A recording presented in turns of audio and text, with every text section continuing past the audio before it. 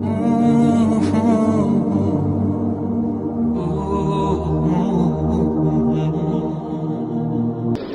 اللہ کسی سے ناراض ہوتا ہے تو اسے اپنے سے غافل کر کے کسی ایسی چیز کی طلب میں لگا دیتا ہے جو اس کی قسمت میں نہیں ہوتی۔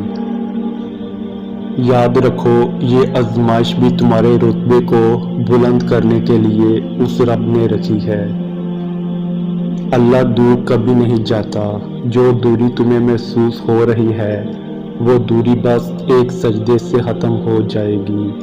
تم سجدہ کرو اور تم اسے اپنی شارک سے بھی قریب پاؤ گے۔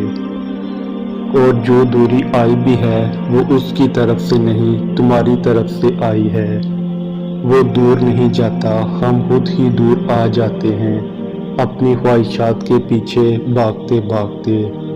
تم جاؤ اس کی طرف، مانگو اس سے اس کی رحمت کو، اس کے کرم کو، وہ تمہیں خالی ہاتھ نہیں لوٹائے گا۔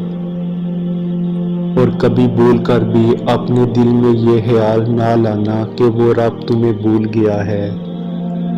کیا تم خود وہ وقت بھول گئے کہ جب تم کمزور اور نہ تو اسے اپنے والدین کے سونپے گئے تھے؟ تو جس اللہ نے تمہیں اس وقت تنہا نہیں چھوڑا تو وہ کیا تمہیں تمہاری اس آزمائش میں تنہا چھوڑ سکتا ہے؟ وہ تو ہر پل ہر گھڑی تم پر اپنی نگاہیں کیے ہوئے ہیں، پھر آخر تم کیوں اس قدر مایوس